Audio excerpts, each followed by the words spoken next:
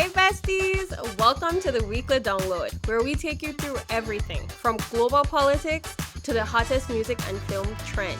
I'm your host, Shania, and we're here to keep you informed and entertained.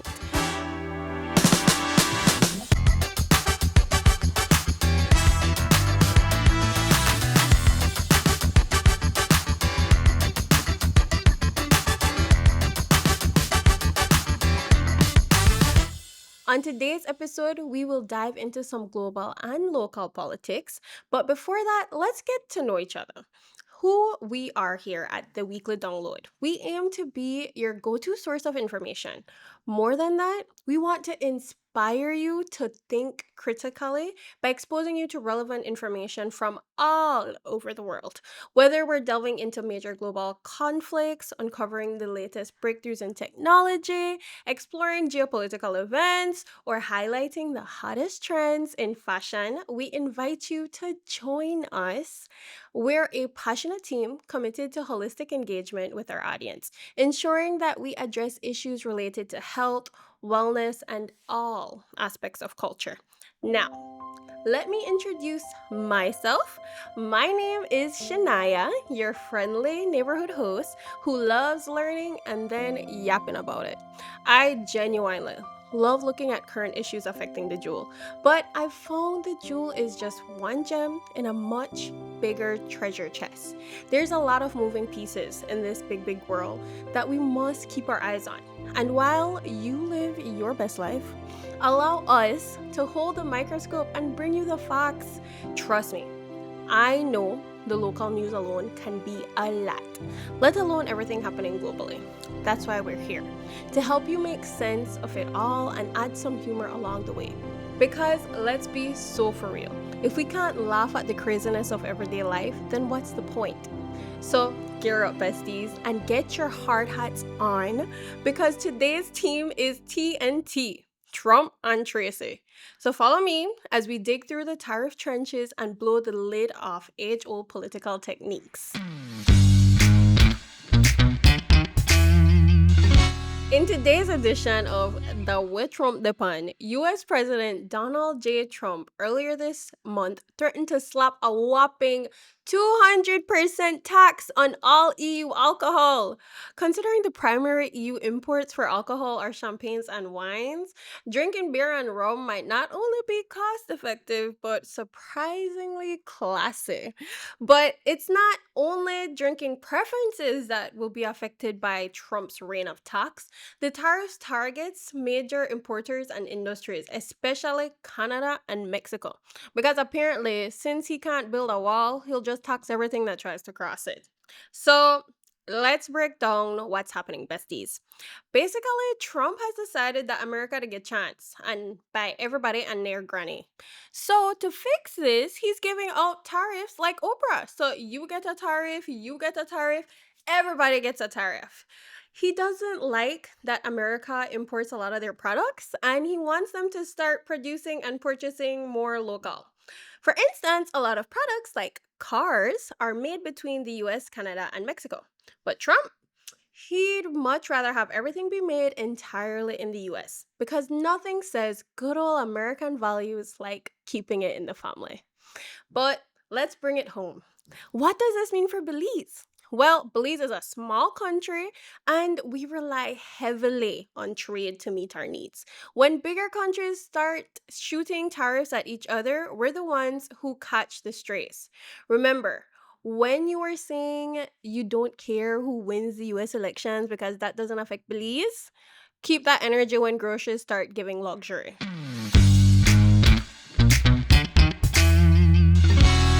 But enough about US politics. Let's bring it home.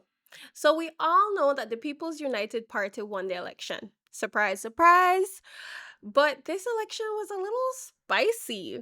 The United Democratic Party had a full on messy breakup. You know the type, where they're fighting on social media. She's still wearing his shirt. He was taking the house. She's parading his new replacement around the block for all to see. And we've all seen that one couple, right? They're posting passive aggressive stuff, using press conferences to take digs at each other instead of giving people a manifesto.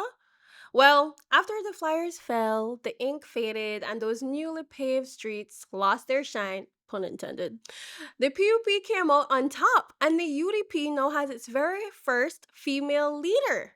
And what better month to make that happen than Women's Month?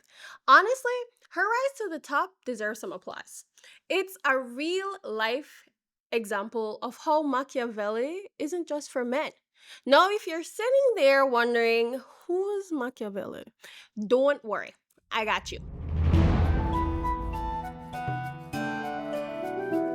Machiavelli isn't just a Cacciatorian song or Tupac's prison name.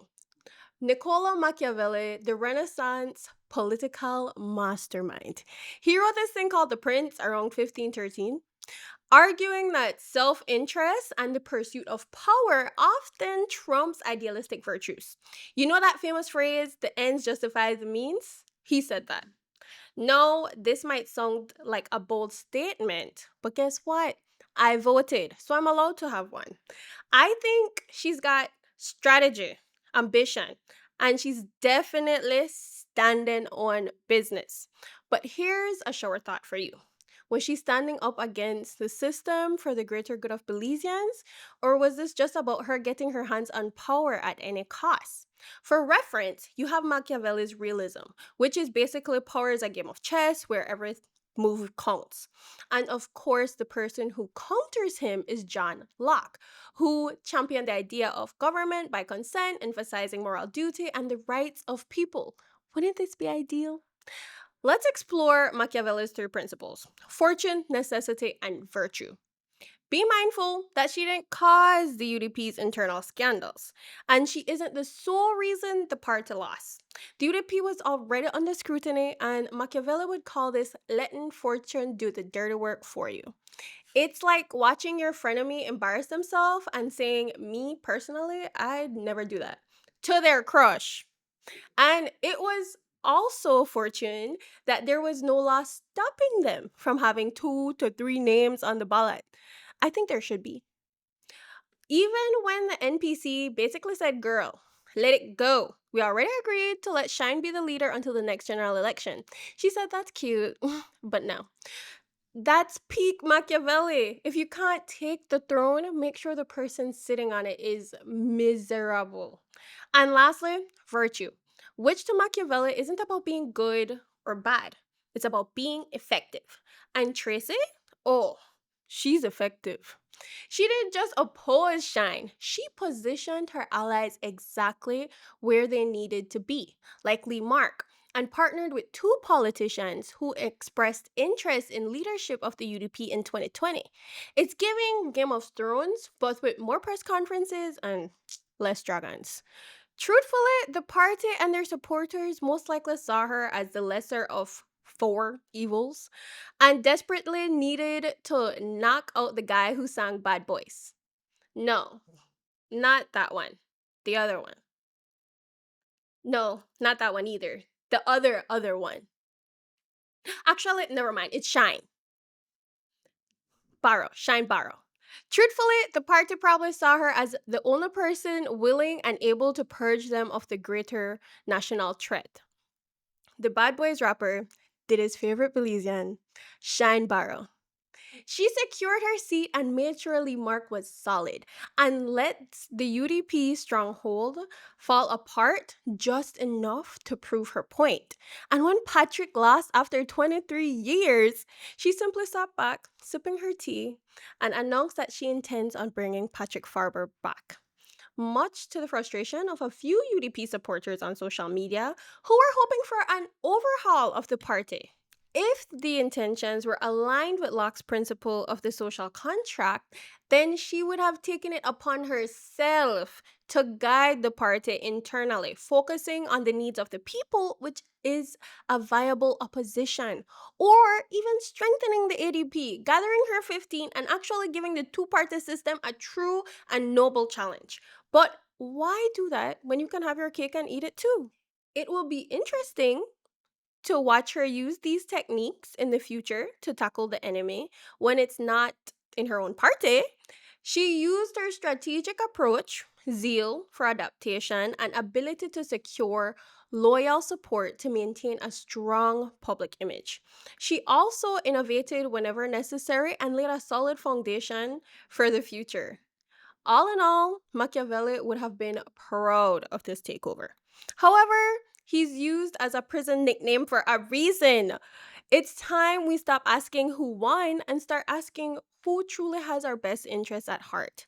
When we ask that question, we must consider the sustainability of their help. Is it about giving a man a fish or teaching a man how to fish? One method feeds us today, while the other moves us one step closer to true development. Like I said, there's no true luck in our system. However, this fiasco was a wake up call, reminding us to decide what we want for ourselves in the next 5 years. So, what have we learned today? Tariff wars can trickle down and ruin your sip and paint night. And if you want to win in Belizean politics, take notes from Tracy Panton or Machiavelli. Same concept. That's it for tonight, besties. Be sure to follow us for more slightly depressing but hilariously explained news. I'm Shania Wilson, and see you next week if the economy doesn't collapse first or I'm off for my conspiracy theories. If you like this, besties, tune in next week when we do a deeper dive into Trump's reign of tariffs and what that means not just for us, but for the world and more. Dun dun dun. Spoiler alert, not even the penguins are safe.